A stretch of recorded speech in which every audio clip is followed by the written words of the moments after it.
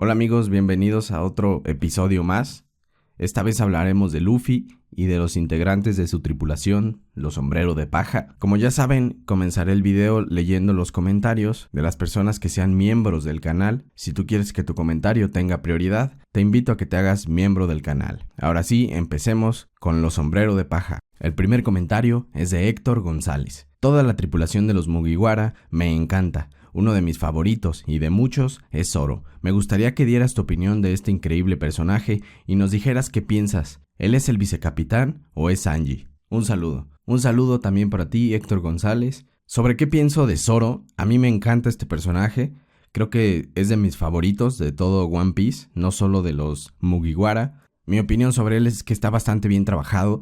Me gusta ese estilo que tiene de ser algo así como un lobo solitario, pero que al mismo tiempo aceptó ser parte de un equipo, aceptó tener un líder y hace todo lo que puede para ayudar a su equipo. No está pensando solo en él mismo, aunque sí mantiene cierta individualidad, de hecho bastante. Ha aprendido, ha logrado encajar bastante bien en el equipo y es uno de los tripulantes que más confianza genera, por lo menos cuando se trata de poder, de liderazgo. La pregunta también menciona si él es el vicecapitán o si es Sanji. Pues esto, en mi opinión, creo que se deja bastante claro que el vicecapitán vendría siendo Zoro, por muchas razones, desde que fue el primero en unirse a la tripulación, como que es el segundo más fuerte. Claro que en esto habrá polémica, hay muchos que les gusta decir que Sanji es igual de fuerte. Yo no soy de esos, yo sí creo que se deja claro que Zoro es el más fuerte después de Luffy.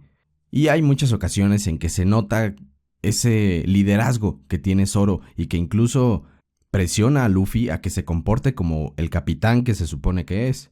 Y esto es precisamente el rol que un vicecapitán debería tener. Es alguien que protege las decisiones de su capitán con mucha más fuerza que los demás, pero al mismo tiempo es el que tiene más comunicación con el capitán y puede, en cierta forma, cuestionarlo y preguntarle si quizá haya una mejor forma para lidiar con una situación. Al final del día, en este tipo de tripulaciones piratas, se supone que el capitán será el que tenga la última palabra, pero ese vicecapitán sí debería poder, digamos, participar en esa conversación.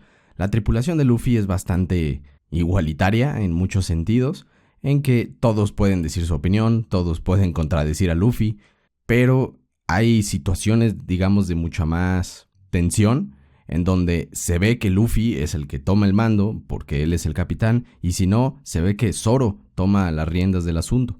Entonces yo diría que sí, él es el vicecapitán de esta tripulación. La siguiente pregunta es de Sebastián Videogames. ¿Qué piensas de que llevamos más de 1000 capítulos y aún no sabemos más del pasado de Zoro? ¿Oda se le ha olvidado? ¿No sabe o tendrá algo preparado? En mi opinión, con el cambio que ha tenido Zoro después del time skip, mejor no darle más historia. No quiero que lo estropeen como hicieron con la historia de Sanji. Bueno, en cuanto a que si a Oda se le ha olvidado, yo diría definitivamente no. De hecho, en este arco que estamos viendo ahora, se han dado varias pistas sobre este pasado de Zoro. Se ha hablado de su maestro, o no directamente, pero sí hay pistas bastante claras que yo no soy el mejor para explicarlas. Hay muchos usuarios en internet que dedican muchísimo tiempo como a descifrar estas pistas y tienen muy buen contenido.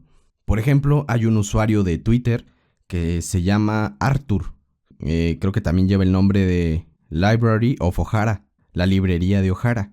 Este es un usuario que aporta muchísima información, muchísimos detalles y cosas que digamos que el lector promedio muchas veces no entendemos debido a que no sabemos japonés, y a veces las traducciones que vemos en internet, incluidas las oficiales, no siempre explican muy bien esas pistas que está dejando Oda. Y este es uno de esos usuarios que a mí me ha servido mucho para aprender más sobre ese tipo de misterios. Y bueno, en este arco se han dado varias pistas sobre Zoro, sobre su maestro, sobre cómo llegó esta ola de espadachines a la isla en donde vive Zoro, sobre el origen de Zoro, sus padres, por ejemplo. No se sabe muy bien todo eso, pero si la pregunta es si a Oda se le ha olvidado o simplemente prefirió ignorarlo, yo diría que no, solo está esperando el momento indicado.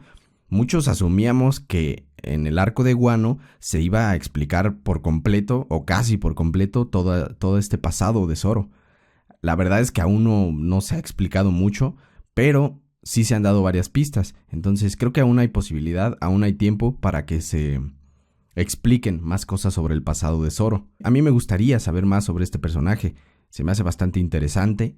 Su relación con los samurái, su relación con las espadas, su relación con Ryuma.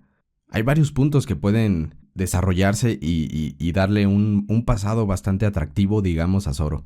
Entonces yo espero que sí se sepa más de él.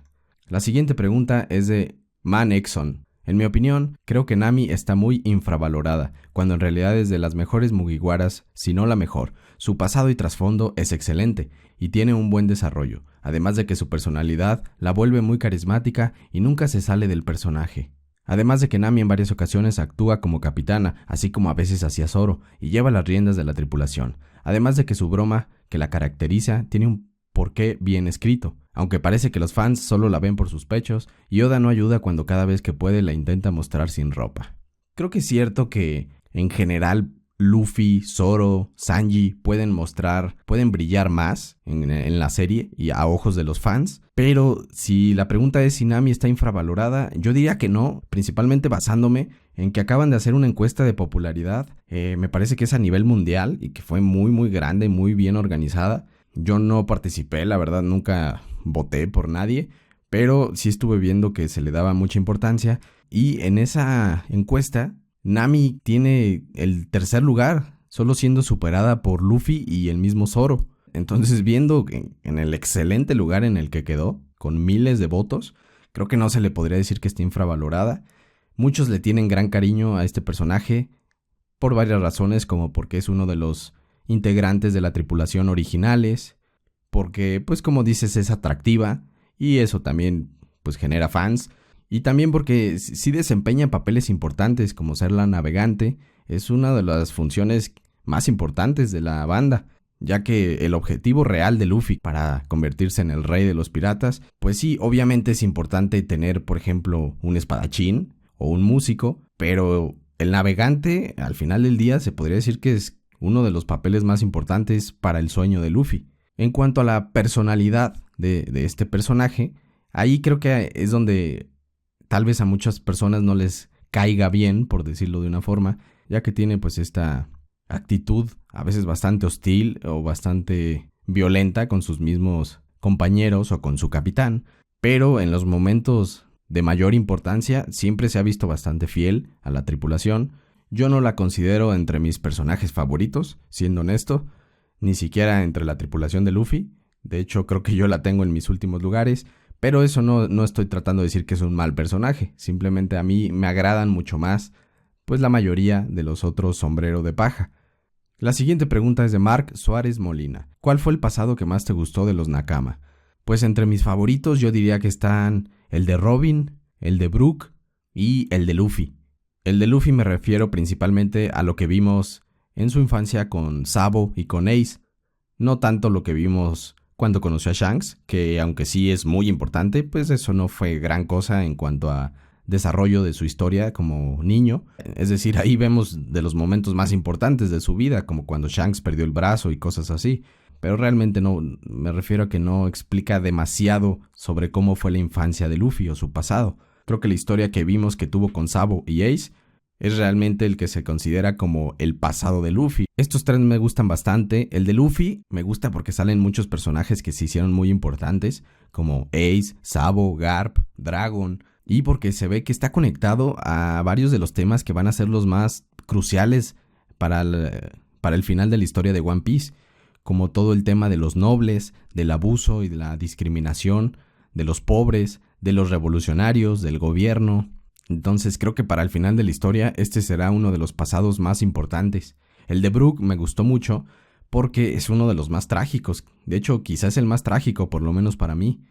El de Robin me gusta bastante porque también toca varios temas importantísimos sobre los misterios de One Piece, como el siglo vacío, como el clan de los D.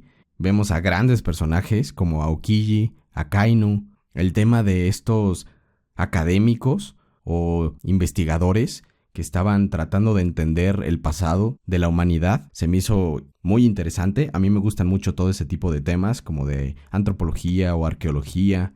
Vimos también la crueldad a la que puede llegar o la dureza con la que puede manejar estos asuntos el gobierno mundial y la marina, con lo de la Buster Call, por ejemplo. Creo que si tuviera que elegir entre estos tres, diría que el de Robin es el más completo de estos pasados de los sombrero de paja, y quizá lo pondría como mi número 1, de los más interesantes. La siguiente pregunta es de Oscar Mencíes. ¿Qué crees que ocurra con el CP0 en Guano? Porque pese a estarse librando una guerra de yoncos, se ve como si tuviesen algo bajo la manga. Pues yo creo que ellos solo están ahí para, digamos, sacar el mayor provecho posible de toda esta situación que se está dando. Y no recuerdo bien sus diálogos, pero creo que mencionan algo así, que ellos simplemente van a esperar a que los piratas se maten entre ellos. Entonces creo que su participación se verá realmente una vez que haya prácticamente terminado la batalla en contra de Kaido y en contra de Big Mom. Sobre qué es lo que traman o qué es lo que van a conseguir estando ahí, pues yo creo que intentarán darle la mayor ventaja al gobierno, considerando que dos de los reyes del mundo, por llamarlo así, porque los yoncos se puede considerar así, aunque el gobierno mundial al final es el que tiene mayor control en el mundo, los yoncos sí se consideran como una competencia del mismo gobierno mundial. Entonces creo que el CP0 está ahí simplemente esperando a ver qué provecho pueden sacar. Por ejemplo, los Poneglyph o llevarse a los mismos Yonko por diferentes razones. Ya hemos visto que les gusta hacer experimentos. Intentaron copiar la fruta del diablo de Kaido. Y es que al final de este arco, la configuración del mundo de One Piece va a cambiar muchísimo. El hecho de que caigan dos Yonko al mismo tiempo va a cambiar muchísimo la forma en que está avanzando el mundo de One Piece, así que creo que esa es la función del CP0. La siguiente pregunta es de simplemente un Nini. Cambió mucho desde los 2 años de entrenamiento. Robin se hizo blanca, me gustaba más morenita. Esto yo la verdad no lo había notado, pero sí fue algo que hace algún tiempo, no recuerdo dónde, pero lo vi que hacía notar que Robin sí tenía un color de piel, digamos, más oscuro. Obviamente esto es principalmente en el anime, no sé en el manga qué tanto haya cambiado.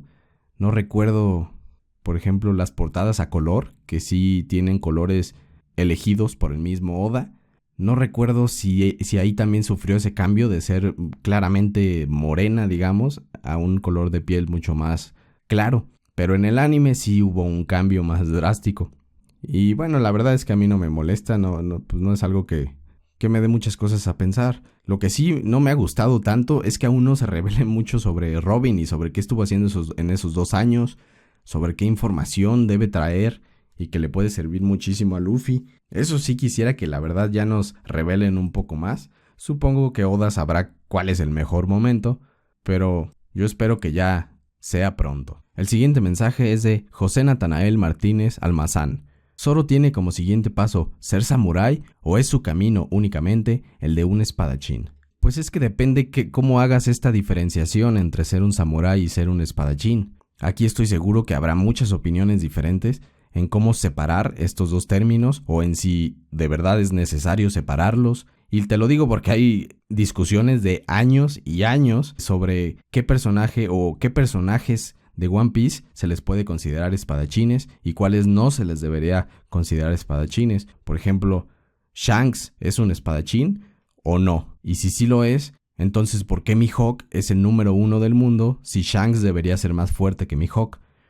Y bueno, este es un tema eterno, son peleas sin fin que se han dado durante años en la comunidad de One Piece. Entonces es difícil, digamos, empezar a hablar sobre tu pregunta, porque primero tendríamos que establecer muy bien qué significa ser un samurái y qué significa ser un espadachín. Yo supondría que tú te estás refiriendo a que ser un samurái viene siendo más como seguir las tradiciones de Wano, mientras que ser un espadachín pues es simplemente pelear con espadas. Entonces, si ese es el sentido en el que tú estás, digamos, haciendo esta separación, pues yo diría que Zoro, creo que él mismo ya tiene algunas actitudes de samurái, por ejemplo, todo este orgullo de samurái, este sacrificio que es capaz de hacer por Luffy o por su tripulación. Este tipo de actitudes creo que son muy características de los samurái de Wano y de los samurái en general, digamos, como de la cultura popular, aunque no son necesariamente una realidad. Es decir, yo no creo que todos los samuráis de la historia fueran absolutamente nobles y leales y honorables, pero bueno, ese es como el aspecto popular que ha ganado o que se le ha asociado a ser un samurái.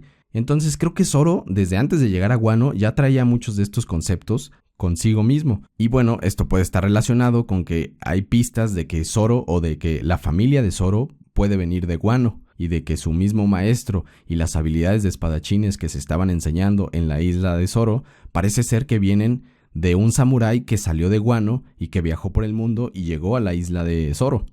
Entonces, si un samurái de Wano fue el que directamente le traspasó a Zoro el entrenamiento que ya tiene, pues se podría decir que Zoro ya tiene ese estilo samurái y no es simplemente un espadachín como, digamos, Aokiji, que puede hacer un sable o una espada de hielo y que ha aprendido, gracias a su entrenamiento de marín, ha aprendido a pelear con una espada, pero realmente no se le puede llamar a eso un samurái.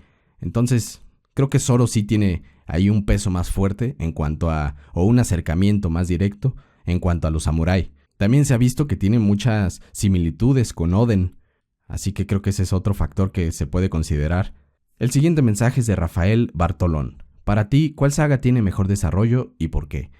Bueno, esta es una pregunta dificilísima. La verdad es que en general las sagas de One Piece son muy buenas. Todas tienen un buen desarrollo. Claro que sí, puedo decirte que hay unas más fuertes y unas más débiles.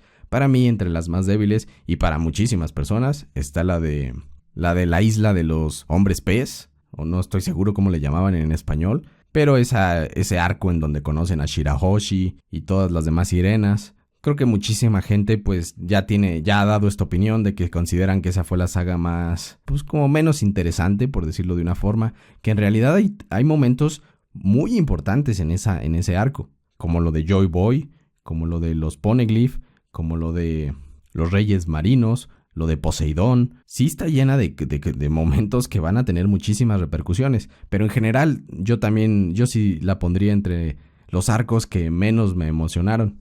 Y en cuanto a tu pregunta de cuál es la mejor, pues te podría dar mi opinión de cuál me gusta más, pero cuál es la mejor, la verdad yo no me atrevería a decir cuál es la mejor. Tendría que hacer un estudio mucho más profundo, un análisis más tranquilo y con más calidad para poder decir esta es mejor que esta. Pero mi opinión de cuáles disfruté más, yo te podría decir que disfruté mucho la de Skypiea. A mí esta parte de la historia me gustó bastante. Algunos la consideran un poco irrelevante porque parece ser que no está tan conectada como las demás. Por ejemplo, el enemigo principal, Enel, nunca se volvió a ver, aunque sí hay muchos indicios de que puede volver a aparecer, pero no parece ser que esté tan conectado con el resto del mundo. Él ni siquiera conocía pues todo este mundo de piratas, de gobierno mundial, y en muchos sentidos, no solo en él, sino el resto de las personas que estaban en Skypiea no tenían una conexión tan evidente a la historia mayor de One Piece, a todo lo que se refiere al gobierno mundial, al rey pirata. Pero lo interesante es que aunque no hay conexiones evidentes, sí hay bastantes conexiones indirectas o pistas de que va a haber conexiones bastante interesantes de cómo se relaciona esta isla del cielo con el mundo y de por qué esa isla estaba tan aislada, por ejemplo, del gobierno mundial, por qué no es parte del gobierno mundial. Tocan varios temas sobre tecnología, de cómo pueden ir al espacio, sobre arqueología. Si viste las portadas de Enel, ahí se mencionan muchas cosas muy interesantes sobre alguna civilización antigua que viajó desde el planeta, desde una isla del cielo hacia la luna. Yo estoy bastante seguro que estos pequeños detalles que no parecen tener gran importancia, al final de la historia se van a conectar de formas muy fuertes. Entonces, esa crítica que dice que Skypiea es un poco irrelevante y que te la puedes hasta saltar, yo diría que no te la saltes, que no la veas de forma irrelevante, que le pongas atención a todos esos detalles y te darás cuenta que hay muchos misterios de One Piece que puedes empezar a entenderlos si le pones atención a la saga de Skypiea. Además, a mí me gustó bastante en general como la esencia que se le da de aventura, de exploración, de arqueología, lo de ir a algo así como un mundo nuevo, que no es realmente otro mundo, pero es lo más cercano que tenemos como para imaginarnos cómo sería si Luffy viajara a un nuevo mundo y explorara ahí sus misterios. Entonces yo disfruté muchísimo esa, yo podría decir que es de mis favoritas. Y otra que es de mis favoritas es la de Enies Lobby y todas las demás como historias que se relacionan con ella, como la parte de Aokiji conociendo a los Mugiwara, la parte de Water 7, todo en general esa saga se me hace de las mejores. La siguiente pregunta es de DHG7. Viendo que todo el mundo habla del tema y tú aún no lo has hecho, ¿eres Team Carrot o Team Yamato?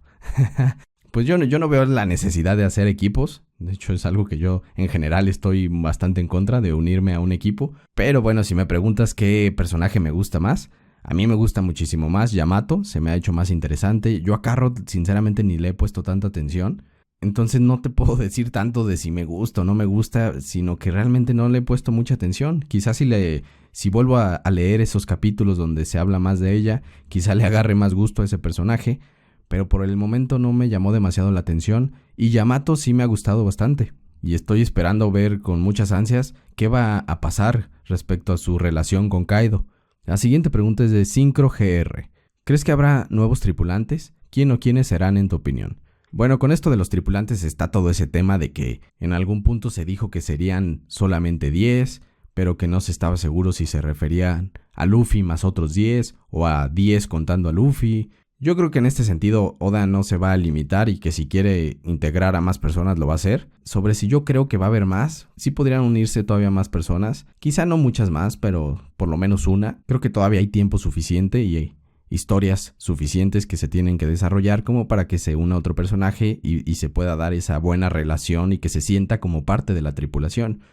Muchos dicen, hablando de Yamato, muchos dicen que este personaje es de los que se pueden unir, o Carrot también tiene bastantes fans que quieren que se una. Yo creo que Yamato sí tiene bastantes posibilidades de unirse, y ni siquiera porque me guste o no me guste el personaje, ni nada de eso, simplemente porque se han mencionado varios detalles que dan a entender que este personaje se puede unir a la tripulación.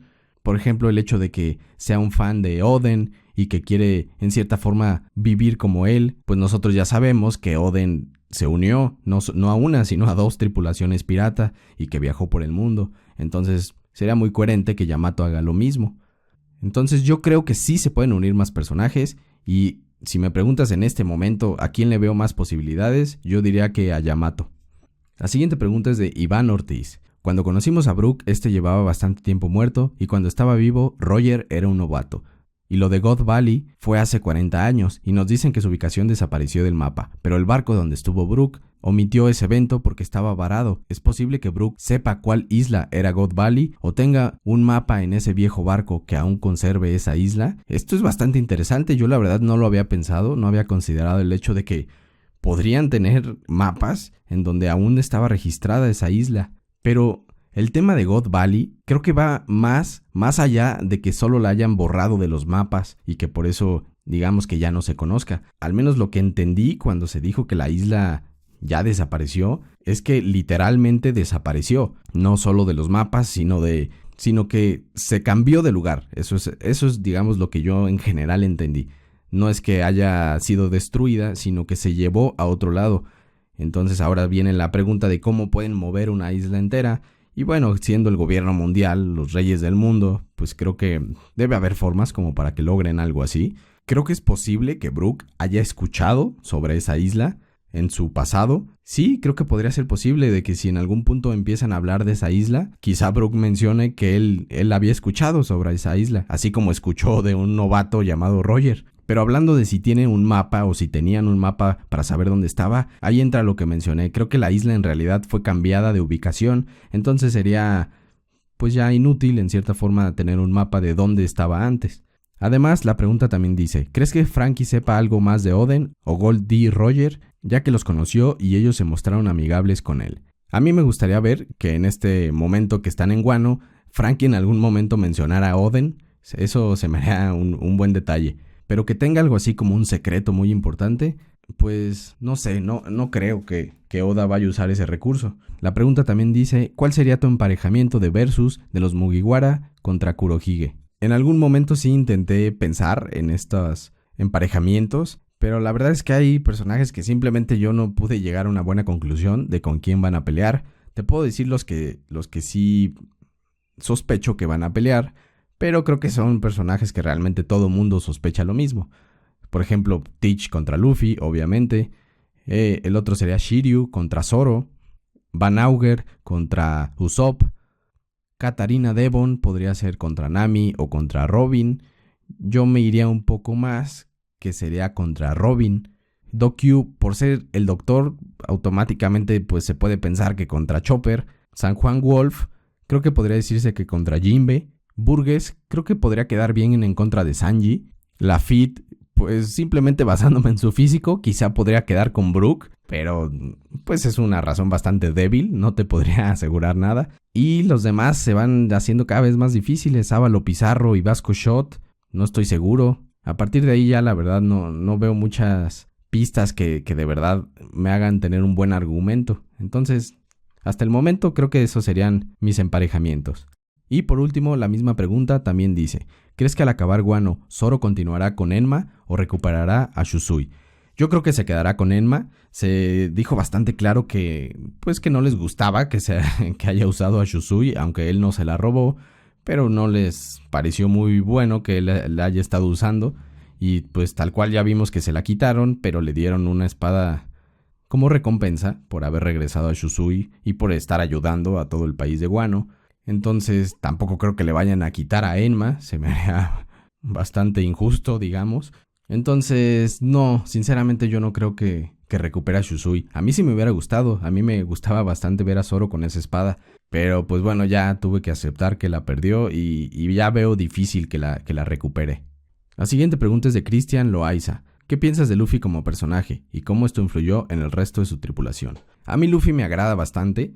Es en ciertas formas como un protagonista shonen bastante clásico, pero aún dentro de este grupo de protagonistas shonen creo que hay unos mejores que otros. Para mí Luffy está entre los mejores, entre los más carismáticos y entre los más divertidos. Su personalidad es interesante, tiene aspectos bastante admirables de los que pues podemos aprender cualquiera. A pesar de que parezca tan simplón o tan tonto, pues en realidad todos podemos aprender de su espíritu tan libre, de su voluntad invencible, de la pasión que le pone a las cosas que hace, de la gran habilidad que tiene de poner su confianza en otras personas y de saber que necesita ayuda para llegar muy lejos. Él solo no podría conseguir todo lo que sueña si no tuviera a grandes aliados. Entonces, en general, me gusta bastante Luffy. No lo pondría como uno de mis personajes favoritos de todos los mangas de la historia, pero sí lo pondría entre mis personajes favoritos de One Piece. Y es que se me hace muy muy entretenido como protagonista. Sobre qué influencia ha tenido en su tripulación, pues creo que justamente todas estas características que mencioné se han reforzado en sus tripulantes gracias a que Luffy tiene una presencia tan poderosa y les ha contagiado a todos este amor por la aventura, aunque claro que siguen habiendo diferencias, que algunos se asustan cuando llegan a nuevas islas, por ejemplo, pero en general creo que todos han adoptado bastantes de los rasgos de Luffy. Por ejemplo, nosotros siempre hemos sabido y se nos ha dado a entender que Luffy es una persona, digamos, salvaje, que no tiene filtros, que no le importa romper leyes si es algo que para él es divertido o es correcto, que es alguien que está dispuesto a hacer cosas que se consideran una locura, y desde chico siempre vimos que Luffy era así, incluso con otros personajes de gran voluntad como Ace o Sabo. Muchas veces Luffy destacaba en que era el que tenía los sueños más locos, en que era el más lunático de todos ellos, y hay momentos en la historia en que no solo a Luffy, sino que a su tripulación en general se les considera como una tripulación llena de locos, en un sentido en el que se atreven a hacer cosas que ninguna otras tripulaciones hacen. Por ejemplo, atacar en Enies Lobby, atacar a un dragón celestial. Ese tipo de actos le ha dado a la tripulación entera una reputación de estar llena de lunáticos que están dispuestos a hacer cualquier cosa. Y creo que esto es principalmente porque Luffy inspiró a sus tripulantes a que se hicieran un poco como él, un poco o bastante como él. Entonces creo que la influencia de Luffy en sus amigos sí es bastante clara. La siguiente pregunta es de Dario Aguilar 9. ¿Crees que Carrot o Yamato se unirán a la tripulación? Bueno, esto es lo que ya mencioné antes. Creo que Yamato sí tiene buenas posibilidades. Carrot no lo veo imposible, pero yo así en estos momentos diría que no. Pero Yamato sí le veo posibilidad. La siguiente pregunta es de Starty513. ¿Por qué Luffy no mata a sus enemigos? Esto es principalmente una decisión que Oda tomó, creo que hasta la anunció en algún momento en una entrevista o algo así. Dijo que él prefiere no matar a los enemigos de Luffy porque él considera un castigo más fuerte el hecho de dejarlos vivos, pero arruinar sus sueños, arruinar sus planes y sus objetivos. Lo considera como que fue un final más duro para ese personaje, para ese antagonista, que si simplemente se hubiera muerto. Además, también le permite a Oda tener la posibilidad de volver a usar esos personajes, y creo que eso todos lo podemos apreciar. Si en algún momento nos gustó mucho un antagonista, pues la verdad es que emociona bastante cuando vuelven a aparecer en la historia, aunque ya no tengan mucha participación. Puro hecho de volver a ver a Crocodile, a Lucci, a Doflamingo, nos ha dado momentos muy entretenidos y muy emocionantes. Entonces creo que va por ahí la razón de por qué Luffy no mata a sus enemigos. Creo que en realidad tendríamos que decir por qué Oda no mata a sus personajes, que ese es un tema muy hablado. Y yo tengo mis objeciones en cuanto a que en una historia no se mate a los personajes. Creo que la muerte tiene una importancia muy grande en cualquier historia, y que si se usa correctamente le puede dar muchísimo más peso a la historia. Aunque también se puede abusar y estar matando a todo el mundo sin un buen desarrollo de la historia, y se vuelven irrelevantes esas muertes. Entonces, a mí sí me gustaría que en One Piece se manejaran más muertes, pero no exagerado y no necesariamente a todos los enemigos de Luffy. A mí, como ya les dije, me gusta bastante poder volver a ver a ciertos enemigos, y una de las apariciones que yo más expectativas tengo de ver es la de Enel. La siguiente pregunta es de Ramsés Moreno. ¿Sientes que Zoro empeoró como personaje en el time skip? ¿O como la tripulación ya maduró, sientes que ya no es necesario enfocar los focos tanto en Zoro? Yo no diría que empeoró como personaje después del time skip. De hecho, creo que ni siquiera le veo tanta diferencia al Zoro que teníamos antes del Zoro que es ahora, más allá del diseño físico. Entonces no, yo sinceramente no podría decir que empeoró. Y sobre si ya no se le debe dar tanto foco porque los demás tripulantes ya maduraron, pues la verdad es que yo nunca sentí que le dieron tanto foco a Zoro. Creo que en eso Oda ha sido bastante bueno de darle su momento a todos o sus varios momentos a todos los tripulantes. Pero tal vez te refieras a que ya no se le debe dar como ese rol de vicecapitán, o como del personaje maduro que a veces toma decisiones más adultas. En ese sentido, pues yo creo que Zoro puede seguir tomando ese rol, no tiene por qué cambiar solo porque los otros protagonistas ya se hayan también hecho más maduros. Es algo así como Rayleigh en la tripulación de Roger, que aunque ahí ya todos eran adultos, cuando nosotros vimos, digamos, el pasado de Oden, pues eso no quería decir que el rol de Rayleigh había perdido importancia. En realidad aún era necesario esa figura como de mayor autoridad y de mayor seriedad, por decirlo así. Aunque pues realmente en muchas ocasiones Zoro no es para nada serio y solo está haciendo lo que se le da la gana. El siguiente comentario es de Edward Guerrero. ¿Crees que Luffy sea un protagonista vacío y unidimensional como dicen todos? Yo pienso que Luffy es un gran protagonista dentro de su obra. Esto es muy importante, es que tienes que considerar al personaje junto con su obra. Si metemos a Luffy, a Vagabond o a Berserk, pues sí se va a ver como un personaje mucho más vacío que otros como Guts o como Musashi. Entonces, ok, ahí podría entender por qué le llaman vacío, pero en su propia obra, que es así como se debería analizar a un personaje, yo no creo que Luffy sea unidimensional o vacío. Creo que sí tiene diferentes niveles, que sí tiene, digamos, profundidad, aunque no es un hombre de intelecto que dedique su vida a cuestiones filosóficas o cosas de ese estilo. Pues aún así creo que sí tiene bastante reflexión. Creo que su forma de vivir sí muestra bastante reflexión en cosas como la moral, en las decisiones que toma, en los caminos que toma, en los sueños que se pone, pero también en la forma de cómo cumple esos sueños y en los límites que se pone. Por ejemplo, en no matar inocentes, o incluso en no matar a sus enemigos. Entonces, sí se le puede sacar bastante jugo, por decirlo así, a Luffy en temas como moralidad, en temas como objetividad contra subjetividad, en temas como el orden contra la libertad, la anarquía contra un control absoluto o totalitario. sí hay bastantes temas en los que se puede profundizar el papel de Luffy, sus lecciones y sus decisiones.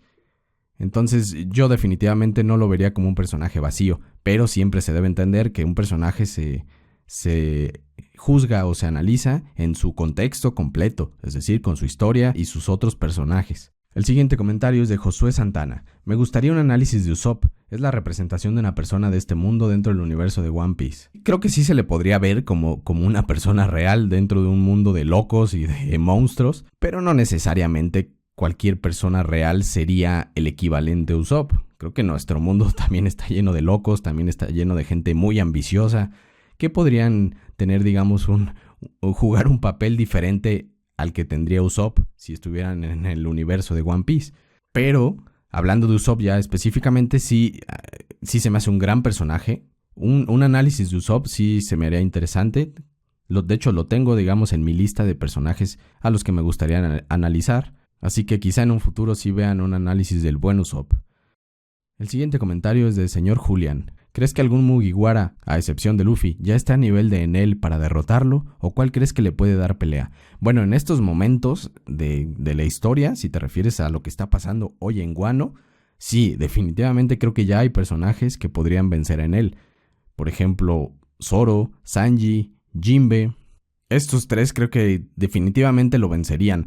Obviamente estoy hablando del Enel que vimos hace más de 2 años. El Enel del presente, en teoría, debería ser más fuerte. Pero bueno, si lo comparamos, si hablamos del Enel del pasado, sí, estos tres deberían vencerlo y tener las herramientas para poder pelear con él, teniendo en cuenta que es un Logia. Es decir, que es difícil de hacerle daño y que no cualquiera lo va a hacer. Entonces, teniendo en cuenta esto de que es Logia, no estoy tan seguro de que lo puedan lograr vencer otros personajes fuertes como Franky o Brook, porque pues no se ha dejado muy claro si estos ya dominan el haki de armadura, o si tienen algún arma que pueda lidiar con estos usuarios de fruta del diablo.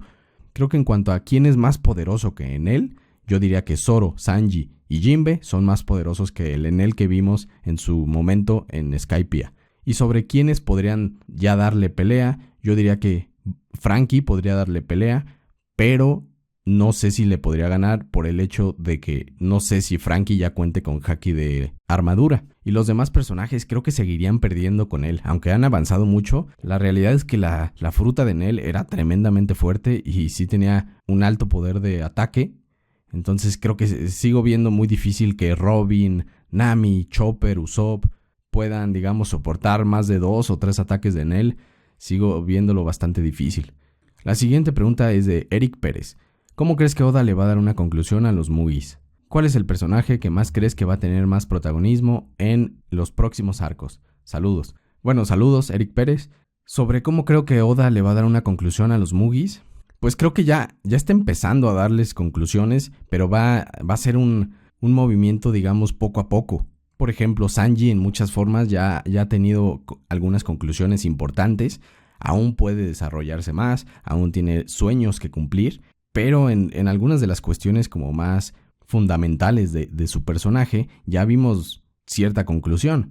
Entonces yo creo que así es como va a manejar Oda la conclusión de cada uno de los personajes. Le va a ir dando su momento a cada uno, siendo la última la del mismo Luffy, porque su conclusión, digamos que será la misma conclusión del mundo de One Piece en general, que es la de convertirse en el rey pirata y al mismo tiempo cambiar todo este sistema de orden y justicia con muchos abusos que se han estado dando en los últimos años en el mundo de One Piece.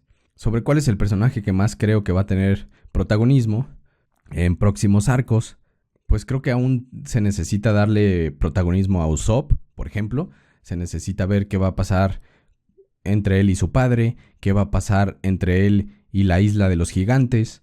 Creo que ese personaje aún tiene, digamos, muchas cuentas pendientes. Sobre Zoro, pues aún se nos ha dicho muy poco. Se especulaba que en Wano aprenderíamos muchísimo sobre Zoro, pero creo que no se ha aprendido tanto como habíamos pensado.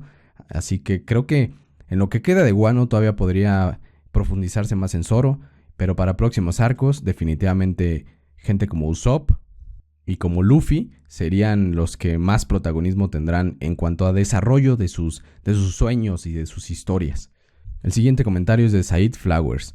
¿A qué crees que se deba la increíble relación que tienen los Mugis entre ellos? Hablamos de una química pocas veces vista en grupos de personajes. Por ello, muchas veces cuesta visualizar a nuevos personajes como nakamas. Es cierto, no es tan fácil como integrar a cualquier persona a la banda de Luffy o a la tripulación de Luffy, porque, como dices, tiene que haber cierta coherencia, tiene que haber como una buena química que se dé y que logre encajar con esta forma de vivir de los sombreros de paja, con esta mentalidad que tienen, con los valores que comparten. Sobre a qué creo que se deba la increíble relación que tienen, pues me parece que en muchas formas se debe a que Luffy es bastante bueno, digamos, para crear una tripulación. Regresando a lo de si Luffy tiene profundidad o solo es un simplón, pues en la forma en que elige a sus integrantes de la tripulación también se ve bastante sabiduría, por decirlo de una forma. Quizá no es una elección tan analítica como lo harían otros personajes, pero sí es una elección que demuestra por lo menos un instinto o una intuición bastante fuertes de Luffy para saber qué personajes encajan bien con su sistema de valores y con los sueños que quiere lograr. Así que yo sinceramente le doy mucho crédito a Luffy por el hecho de tener una tripulación tan exitosa y que puede alcanzar momentos de armonía tan poderosos, que obviamente tienen sus momentos de choques, y eso me gusta bastante, de que no siempre son los mejores amigos, no siempre están de acuerdo, no siempre van de la mano, muchas veces se pelean entre ellos o hasta compiten entre ellos, pero al final del día creo que se da una química bastante buena y se logra una armonía general que, como dices, no se ve en muchas otras tripulaciones, y yo diría que es gracias a Luffy. El siguiente comentario es de Julio Montoya. ¿Existe alguna rueda floja dentro de los Mugiwaras? ¿Alguien no está cumpliendo su rol? ¿Y por qué? Desde mi perspectiva, la evolución de Sanji no parece la más óptima y hasta lo hace ver cada vez más inútil. Yo no creo que haya una rueda floja entre los Mugiwara. Sí hay personajes mucho más eficientes que otros, pero también depende mucho el momento en el que están desempeñándose. Por ejemplo, si están en una batalla como lo estamos viendo en este momento, en el arco de Wano, pues obviamente serán Luffy, Zoro o Sanji o Jinbe los que más destaquen y los que sean los más útiles para la tripulación. Pero si estamos hablando de algún momento en el que están en una tormenta en medio del mar, serán personajes como Nami o Franky los que puedan destacar más, y quizás Zoro se vea bastante inútil en una situación así. Entonces creo que depende mucho de qué momento hablemos, del contexto en el que estamos poniendo a los sombreros de paja para saber cuál sí está cumpliendo su rol y cuál no. Pero en realidad, pues el rol muy marcado que todos tienen, todos han demostrado ser excelentes en el rol principal que desempeñan. Por ejemplo, Zoro como espadachín es excelente. Sanji como cocinero es excelente. Luffy como capitán podrá verse muy tonto, pero viendo la tripulación que tiene y viendo todo lo que han logrado, no se puede negar que es un capitán excelente. Nami como navegadora también se ha dicho que es excelente. Franky como el carpintero, lo mismo. Brook como músico, lo mismo. Chopper, Robin, todos en sus puestos, creo que no es necesario ir uno por uno, todos han demostrado ser potencias en sus áreas de conocimiento, pero obviamente cuando los pones en un área en la que pues no es su especialidad, como si pones a Usopp a pelear contra comandantes de un Yonko, pues ok, no, tal vez no dé el mejor desempeño y no va a tener momentos ultra épicos como Zoro soltando Haki del Rey en contra de Kaido. Pero no, yo no llegaría al punto de decir que alguno es como una rueda floja o que no está cumpliendo su rol. Sobre la evolución de Sanji, y que no parece la más óptima, sí puedo entender por qué algunos tienen, digamos, choques con este personaje. Yo no lo tengo entre mis favoritos de los sombreros de paja, pero su función en la tripulación es bastante buena, porque no solo como cocinero, sino, por ejemplo, él es en muchas formas como un estratega, alguien que mantiene... Cuando se desatan estas batallas y que Luffy y Zoro se van por su lado y están luchando con todo, Sanji, aunque también toma batallas importantes, al mismo tiempo él está como manejando un poco más la estrategia en general de lo que está haciendo la banda de los sombreros de paja.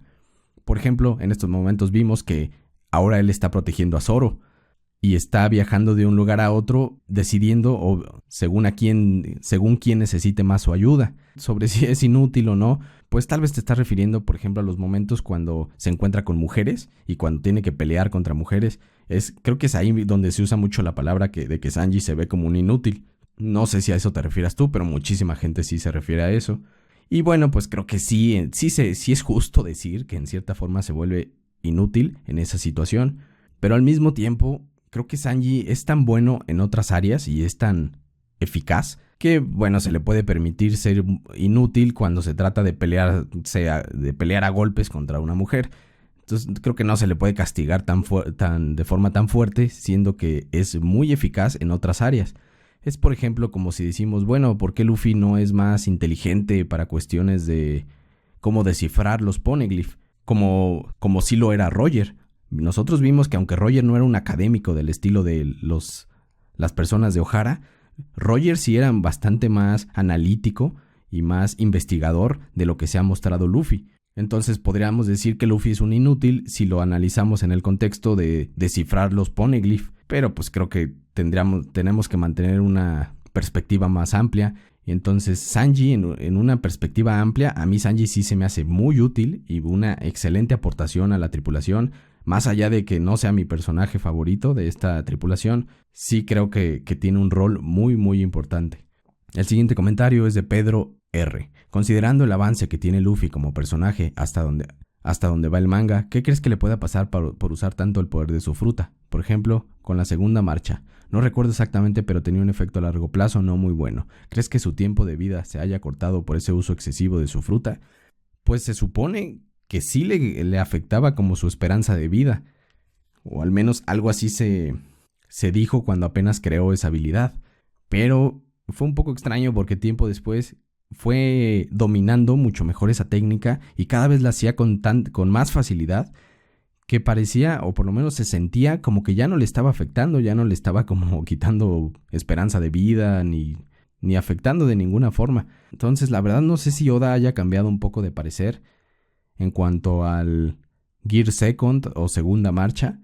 Quizá al principio le costaba tanto trabajo hacerlo que sí le quitaba años de vida o tiempo de vida, pero no sé si en el presente siga siendo el mismo acto.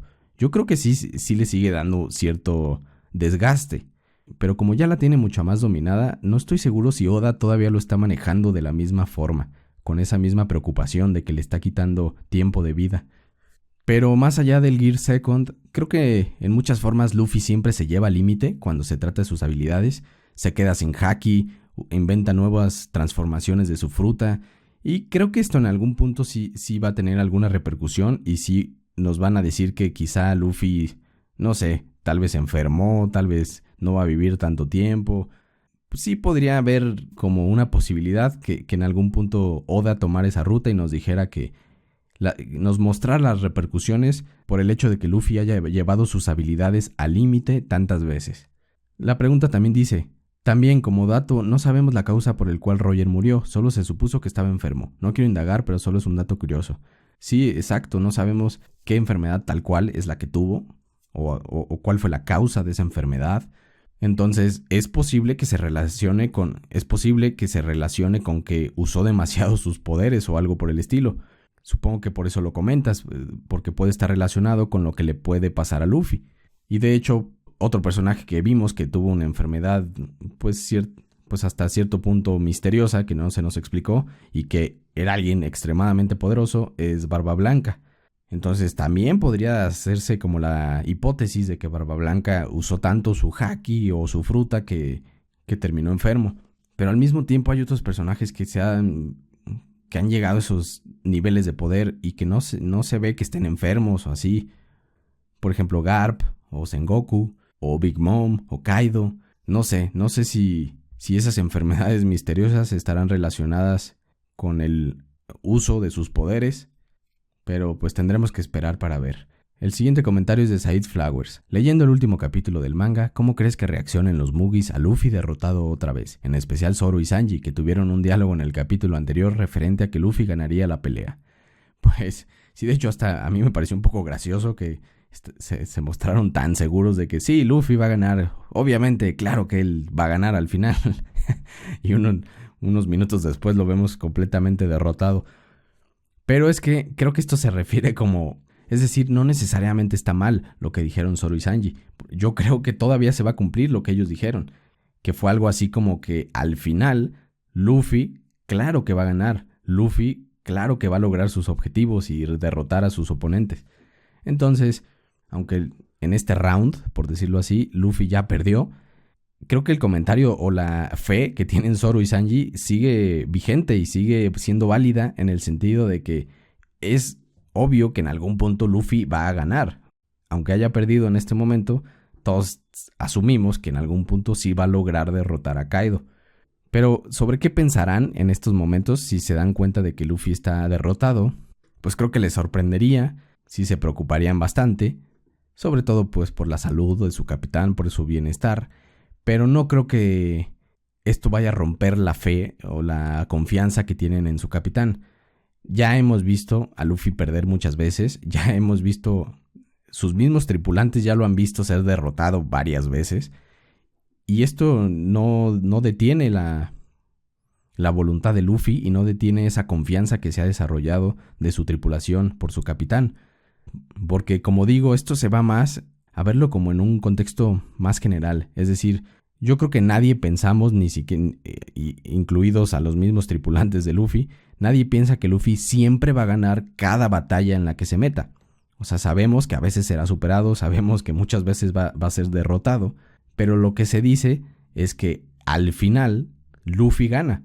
Eso es como una realidad inamovible en el mundo de One Piece. Obviamente tiene sus límites para entenderse, pero se debe ver como en esa perspectiva de decir, al final, con el tiempo necesario, con el entrenamiento necesario, con la información necesaria, al final de todo eso, Luffy logrará superar a sus enemigos.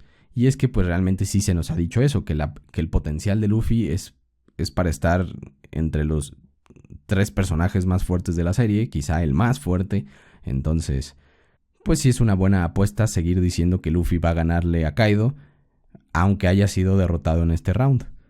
Y el mismo Kaido lo menciona en su diálogo que está teniendo él solo, pues dice que la gente no va a perder la esperanza a menos que hubiera de verdad asesinado a Luffy.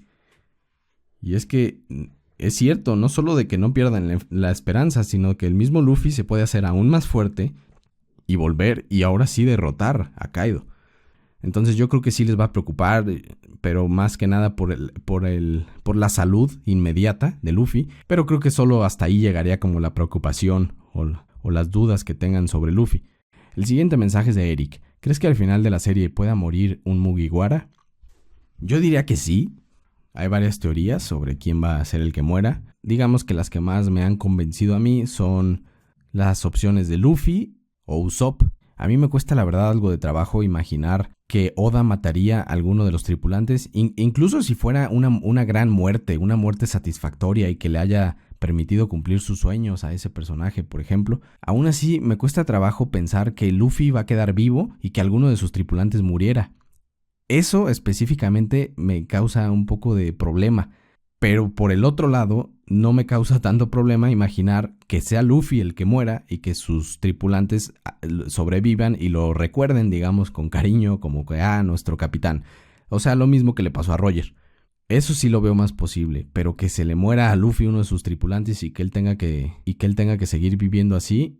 No, en esta historia, en One Piece, específicamente donde a Oda le cuesta tanto trabajo lidiar con las muertes, pues sí lo veo un poco difícil. Pero no lo veo imposible. Sí podría morir alguno de los Mugiwara.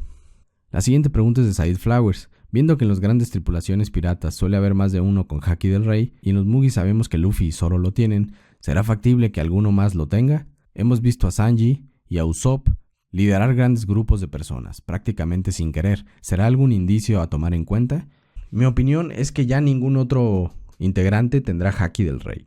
Si alguno llegara a tener, pues creo que Usopp o Sanji sí son las mejores opciones, pero aún así yo no creo que ellos lo vayan a tener. Creo que solo Zoro y Luffy son los que de verdad encajan con la definición o con el perfil que tiene un usuario de Haki del Conquistador. Claro, no estoy diciendo que Sanji no tenga buenos momentos de liderazgo ni nada así, pero eso no necesariamente confirma que puede tener Haki del Rey. Hay otros factores que la verdad es que otros tripulantes en los que no encajan o no destacan tanto como si lo han hecho Luffy y Zoro. Zoro en muchísimas partes de la historia se le hizo mención de su gran individualidad, de su gran presencia, de lo increíble que una persona como él se pusiera al mando de otra persona, porque no encajaba él como un seguidor. Él parecía su propio rey y su propio líder. Entonces este tipo como de comentarios, por ejemplo, nunca se hacen con Usopp, nunca se hacen con Sanji. Así que creo que lo del Haki del Rey va más allá de solo mostrar buen liderazgo. Y en esos sentidos no veo que otros personajes encajen en ese perfil. El siguiente comentario es de Joaquín Abel de Jesús Castillo. Gracias por tus buenos videos. Me gustaría que subieras un video individual con cada Mugiwara. Bueno, eso lo veo un poco difícil, sinceramente. A mí me gustaría, pero los sombreros de paja en individual creo que son otros de esos temas que creo que ya están tan analizados. Se ha hablado tanto de cada característica de estos personajes que yo siento que ya sería un poco innecesario que les haga un análisis y que vuelva a repetir lo que ya todo mundo sabemos. Pero no sé, quizá si algún día veo o siento que tengo algo interesante que decir sobre alguno de estos personajes, pues quizás sí le haga su análisis en individual a alguno de estos personajes. El siguiente comentario es de Adrián Santibáñez. ¿Cuál es tu teoría acerca del One Piece? ¿Para qué serán las armas ancestrales y la identidad de Im? Bueno, tú sí haces las preguntas fuertes, las preguntas más importantes y más difíciles. Empezaré sobre qué son las armas ancestrales o para qué son. Mi teoría o mi entendimiento, yo no le llamaría ni teoría ni hipótesis ni nada así, solo son como mi entendimiento de estos temas, que la verdad yo no soy de los que se ponen a hacer teorías en ese sentido. Así, yo no veo tanto One Piece como para crear mis propias teorías y ver en cuál voy acertando o no. A mí One Piece me gusta más por otros aspectos. Pero cuando veo una teoría o una hipótesis de alguien más y que se me hace muy buena, eso sí lo puedo disfrutar, sinceramente. Entonces, digamos que no esperen grandes teorías mías, pero sí. Pero bueno, sobre las armas ancestrales, yo creo que son, pues, armas, como el nombre lo dice, que fueron creadas por civilizaciones antiguas con el objetivo de derrotar al gobierno mundial. Creo que ese es el objetivo principal de las armas ancestrales. Ser un balance, digamos, en contra de este sistema llamado gobierno mundial que se estaba creando y que estaba dominando el mundo. Entonces creo que su función estará muy ligada a derrotar al gobierno mundial y a liberar al mundo en general de las cadenas bajo las que está. Por ejemplo, algunos dicen que el arma ancestral Poseidón será usada para destruir el Red Line, porque se especula que el Red Line, esa cadena de montañas que separa el mundo, se especula que no es una formación natural, sino que la creó el gobierno mundial justamente para separar o delimitar el mundo, porque ya sabemos que les encanta discriminar o poner barreras. Es algo así como un muro fronterizo. Entonces hay una hipótesis de que Poseidón es el arma ancestral como con el objetivo de destruir este muro fronterizo. Y creo que sí va por ahí la cosa. Creo que las armas ancestrales fueron hechas para combatir al gobierno mundial. Sobre la identidad de Im, bueno, esto sí creo que hay muy poca información para entender su identidad. Pues yo diría que es una persona de muchísimos años, es decir que de alguna forma este personaje ha vivido cientos de años, quizá 1000 años o algo por el estilo. Pero más allá de eso, pues la verdad no sabría decirte. No sabría decirte bien como cuál es su identidad, de dónde salió, o por qué hizo lo que hizo, por qué conquistó el mundo y por qué le quiso dar ese orden en esa forma, qué lo motivó a tomar estas decisiones. Porque realmente no se puede decir que Im sea como un supervillano que está buscando la destrucción o algo así. En realidad, mucho de lo que ha hecho es darle orden al mundo. Pero como ya sabemos, es un orden que puede ser bastante cruel, es una justicia absoluta, es un reinado eterno, es un reinado sin opción a cambio, no hay, digamos, como una democracia o algo así para decidir si ahora Im tiene que dejar su puesto. Pero al mismo tiempo no es como que todo el mundo de One Piece esté sufriendo y en realidad miles de personas sí tienen lo que se puede llamar buenas vidas. Entonces a mí se me hace muy interesante saber por qué qué motivó a Im a imponer, digamos, este orden. Y sobre qué es el One Piece, la verdad, tengo algunas ideas, pero prefiero no decirlas porque no son buenas hipótesis ni nada por el estilo. No les voy a dar ninguna buena respuesta o ningún gran secreto. En este sentido, yo sinceramente prefiero ni ponerme a especular tanto sobre qué es el One Piece. Yo prefiero mantenerme un poco ignorante para ver qué nos va a dar Oda. Y ya que nos diga Oda qué era el One Piece, ok, ya me podré poner a analizarlo, a juzgar si me gustó o no. Pero por el momento creo que prefiero mantenerme, digamos, lo más ignorante posible, no pensar demasiado en eso y dejarme sorprender por Oda. El siguiente comentario es de Eduardo Castro. ¿Qué es lo que más te gusta de One Piece? ¿Y cuál fue el momento en el que el anime tocó tu corazón? Lo que más me gusta de One Piece, pues son varias cosas, digamos, que me atraparon de esta serie. Su diversidad de personajes me gustó muchísimo. La construcción del mundo que tiene se me hace excelente, es quizá de las mejores. Con esto de construcción del mundo se refieren a toda esta diversidad de culturas, de detalles, historias que forman parte del mundo entero de One Piece. Por ejemplo, ver cada estilo de islas, cada enfoque que tiene cada cultura, cómo se expresa la cultura que tiene cada una de esas islas, cómo se relacionan con su entorno, con el mar, con las selvas, con los desiertos. Eso me gusta muchísimo, se me hace muy creativo y muy fuerte la imaginación y la creatividad de Oda en este aspecto de construir su mundo. Como dije, la diversidad de personajes es de lo que más me gustó de esta serie. A mí eso me atrae mucho en cualquier historia. Por ejemplo, en Hunter x Hunter también es por lo que me ha gustado tanto esa historia. Tener personajes interesantes en todas las facciones, digamos, en el mundo de One Piece, en los marinos, en los piratas, revolucionarios, en la gente común. Y sobre cuál fue el momento en el que el anime tocó mi corazón, pues hay muchísimos, la verdad, que podría decirte que me pusieron un tanto emocional, pero de los que recuerdo así más fuertes en este momento, podría decirse cuando queman y se despiden del barco Going Merry. Ese fue un gran momento, la verdad. Cuando el doctor Hiruluk, si es que lo estoy pronunciando bien, pues sacrifica su vida. También fue uno de esos momentos que son clásicos, muchísima gente lo elige entre sus momentos favoritos, pero es por algo, es porque de verdad es excelente. Entonces a mí también me marcó bastante ese momento. Otro que podría decir que me marcó, o digamos que me llegó, que tocó mi corazón en cierta forma, fue el épico momento de cuando Zoro dijo que no pasó nada o algo por el estilo. Es decir, después de recibir todo el daño o todo el dolor que había sufrido Luffy y de enfrentarse a Kuma. Ese también fue uno de los momentos que impactó bastante en mí. Y el de Garp, cuando empieza a llorar, cuando está sufriendo muchísimo por esta situación imposible en la que quiere salvar a Ace, pero también tiene una función como marino que debe cumplir. Este fue un momento que a mí me gustó bastante. Y por el momento creo que esos son, no necesariamente son mis favoritos, pero sí son momentos que como dices, tocaron mi corazón. El siguiente comentario es de José Ángel Cuellar. ¿Qué opinas del arco de Wano? A mí me ha gustado muchísimo. Tiene sus momentos más lentos, tiene sus momentos mucho más rápidos o de más emoción. Pero en general a mí se me ha hecho muy bueno. Creo que es uno de los más importantes por todo lo que se está logrando. Es decir, muchos otros arcos nos plantaron, digamos, las semillas de cosas, de grandes cosas que iban a pasar en el futuro. Pero en este arco en este momento ya estamos viendo esas semillas crecer y viendo el impacto o el cambio que están creando en el mundo de One Piece.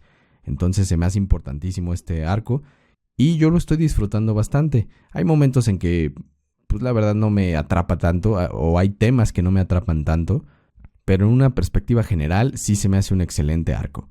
El siguiente comentario es de José Luis Usme Ospina. ¿Crees que sea posible que Shanks sea un descendiente de Tenryubitos que renegaron de su puesto como el padre de Doffy o un descendiente de Noland? Si la pregunta es si es posible, yo diría que sí es posible que tenga sangre de Tenryubito. De hecho, eso es una teoría que se está haciendo más popular y que por eso tiene cierto acceso, digamos, a hablar con el Gorosei. No he investigado yo tanto, digamos, las evidencias como que puedan soportar esta teoría. Entonces no te podría decir yo demasiado sobre ella, pero sí podría ser posible, la verdad. El siguiente mensaje es de José Luis Usme Ospina. ¿Cuántos capítulos crees que tenga el manga? Si pudieras vivir en una isla del mundo de One Piece, ¿en cuál sería? Y por último, si pudieras tener como amigo a uno de los personajes de One Piece, ¿quién sería? Sobre cuántos capítulos tendrá el manga, la verdad es que yo ya ni quiero especular o ya no quiero pensar demasiado en eso, Porque cada año se saca información diciendo ya faltan tantos años para que se acabe One Piece. Y cuando la gente empieza a razonar esa cantidad de tiempo, nunca tiene sentido, nunca encaja que la historia se vaya a acabar en esa cantidad de tiempo.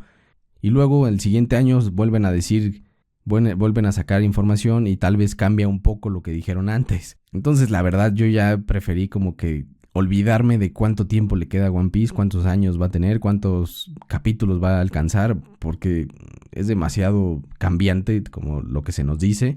Sobre en qué isla del mundo de One Piece me gustaría vivir, pues como mencioné antes, a mí me gustó bastante la saga de Skypiea y en muchos sentidos es por el lugar en el que se desarrolló esta historia, así que creo que la isla de Skypiea se me haría bastante interesante como un lugar donde vivir, y también teniendo en cuenta que tiene este anexo de esa otra isla que viene del Mar Azul, en donde sí está toda esa flora y fauna del mundo de abajo, digamos, de One Piece.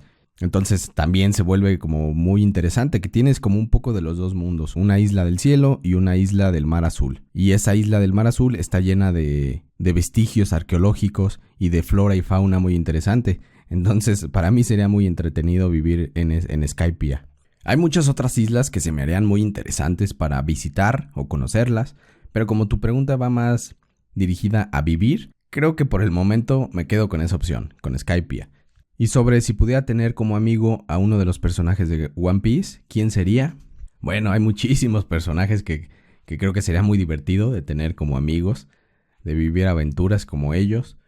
Luffy definitivamente sería alguien divertido por todas las aventuras que vas a encontrarte estando cerca de una persona así. Pero también Roger, y en un sentido diferente, aunque sabemos que Luffy es muy parecido a Roger, sí hay bastantes ya diferencias marcadas, y creo que Roger por sí mismo se me haría una persona con un conocimiento muy interesante y del que se podría aprender mucho. Pero digamos que personajes que encajen conmigo o con mi personalidad, pues yo soy alguien bastante solitario que supongo que podría encajar bien en cuestión de amistad con personajes como Zoro o Mihawk o algún personaje así que sea muy solitario. Dentro de la tripulación de Luffy, digamos que uno de los que mejor me cae son Brook y Franky. Con ellos dos también se me haría muy interesante formar una amistad. Si me voy a la marina, me gustaría tener una amistad con Kizaru y con Aokiji. Con Aokiji en el sentido más de poder hablar de cuestiones como interesantes de la justicia, el orden, la libertad. Creo que Aokiji sería alguien muy valioso, un amigo muy valioso en ese sentido. Mientras que Kizaru creo que sería una persona muy divertida y muy con quien poder relajarse y tener unos buenos momentos, con quien poder relajarse. Si hemos visto que alguien tan difícil de tratar, con una personalidad tan intensa como la de Akainu, y él tiene una amistad con Kizaru, pues a mí eso me da a entender que Kizaru ha de ser una persona un amigo bastante interesante, como para que incluso alguien como Akainu se sienta en confianza con Kizaru. Eduardo Romero dice, para ti, ¿cuál es el valor que más te agrada de los sombreros de paja? Sinceramente para mí son la camaradería y la lealtad que existe entre ellos, además del hecho de cómo ellos se tratan. Y se apoyan como si fueran una familia, siendo un ejemplo muy notable el de Zoro sacrificando hasta su propio sueño de convertirse en el espadachín número 1 con el fin de salvar a su capitán de Kuma en Thriller Bark. Sí, ese es un excelente valor de la tripulación de Luffy. Creo que también para mí ese es uno de los más fuertes. Esa camaradería o esa lealtad, también podría decírsele de esa forma. A mí me gusta muchísimo, yo respeto mucho como esa habilidad de mantenerse leal, de mantenerse honesto con las personas que te han ayudado. Yo soy más de ese tipo de personas solitarias, pero que si vas a decidir formar parte de un grupo, tener una buena habilidad de lealtad y de camaradería se me hacen muy muy valiosos. Otro aspecto que a mí me encanta, también lo mencioné antes, es esa fama que ya se hicieron de ser como muy libres, por decirlo así. Algunos lo describen como muy locos o muy salvajes. Para mí esa gran libertad y gran voluntad de seguir sus propios sueños y sus propios valores se me hace muy admirable. El siguiente comentario es de Luis Cuevas. Me gustaría que hablara sobre el egoísmo de Luffy o la diferencia entre los demás protagonistas de Shonen. Yo al menos pienso que es un protagonista muy diferente. Bueno, ya hablé un poco de esto, sobre cómo Luffy sí tiene más profundidad de la que mucha gente le da, o al menos yo así lo percibo. Sobre el egoísmo de Luffy, pues esto De hecho, se relaciona bastante con lo que he platicado de Gon, si es que ya vieron el video de Gon, si no, pues véanlo, en el que es que indudablemente se tiene que aceptar que sí hay cierto egoísmo en este tipo de personajes, pero es que en cierta forma es necesario que pongas muchas veces tus objetivos por encima de los demás, si es que quieres realmente llegar lejos en ellos. Es como un mal necesario que no se puede evitar en la vida, a veces ser un poco egoísta. Obviamente se tiene que tener cuidado en no exagerar en esto, no puedes ser completamente egoísta y luego esperar que la gente te trate bien o que se preocupen por ti. Pero en ese sentido creo que Luffy lo maneja bastante bien. Sí muestra cierto egoísmo o a veces darle mucho peso a su propio objetivo, pero él no se olvida de los objetivos de sus tripulantes y no ignora, digamos, sus necesidades o sus intereses. Y por eso hemos visto muchas situaciones en las que Luffy de verdad detiene sus propios planes, detiene sus objetivos para ir a ayudar a sus amigos o a sus tripulantes. Cuando fue a pelear con Arlong, eso no necesariamente acercaba a Luffy a su sueño de ser rey pirata, pero él prefirió poner en pausa, digamos, esa meta porque quería ayudar, sinceramente quiso ayudar a Nami. Y como ese ejemplo hay un montón de otros en los que Luffy sí pone las necesidades o los problemas de sus amigos por encima de los suyos. Pero al final del día, para que Luffy logre algo tan grandioso como ser el rey pirata, pues sí se necesita cierto grado de egoísmo y de excentricidad para poder destacar sobre todas las otras personas normales, por decirlo de esa forma. Y es que el egoísmo es una de esas palabras que a veces se satanizan un poco, en el sentido de decir que es necesariamente mala o negativa, cuando pues en realidad es un aspecto más como de ser un ser vivo. No solo los humanos, todos los seres vivos muestran grados de egoísmo y de poner sus propios intereses o su bienestar individual por encima del de otros individuos. Y eso no es un aspecto malvado por sí mismo.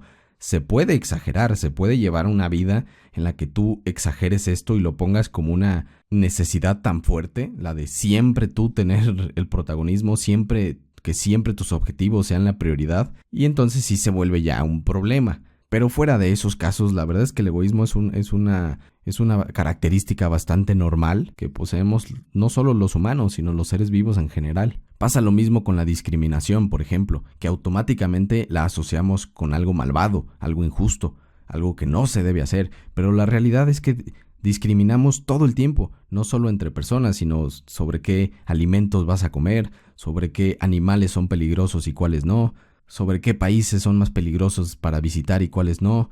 Hay un montón de temas en los que usamos esta herramienta de la discriminación, de separar, de distinguir las diferencias de una cosa de la otra y de tomar decisiones a partir de eso. Y la verdad es que esto es útil y es hasta imposible de evitar en muchos aspectos. No puedes ir por la vida sin tomar ninguna decisión, y para tomar decisiones vas a tener que discriminar entre una opción de otra. Entonces ese es otro ejemplo de aspectos que muchas veces en nuestra sociedad inmediatamente catalogamos como malvados, porque a veces sí se pueden llevar al extremo, como ya mencioné con el egoísmo, pero no necesariamente son actos, digamos, malvados o actos que debamos eliminar.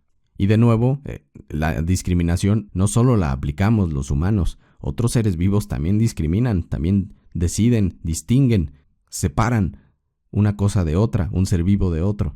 Y esto yo lo noté, por ejemplo, con el video de Gon, en donde si se le llama egoísta, mucha gente se enoja porque lo toman como si es un insulto, como si fuera un insulto hacia Gon, decirle eres egoísta o decir que es hipócrita, cuando la realidad es que en cierto grado todos somos egoístas y todos somos hipócritas.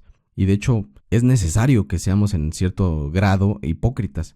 Y como dije, en cierto grado es imposible que no seamos que no tengamos estas características. Yo cuando le digo, por ejemplo, a Gon egoísta o hipócrita, yo no lo hago como un insulto, lo hago como diciendo, pues es que es normal que una persona sea así, pero en Gon se ve de igual y de una forma más clara que en otros personajes y por eso se menciona de forma más marcada. Entonces creo que pasa lo mismo con Luffy. No se puede decir simplemente es egoísta porque mucha gente inmediatamente va a decir, oye, ¿por qué lo atacas? O oye, no, Luffy es buena persona.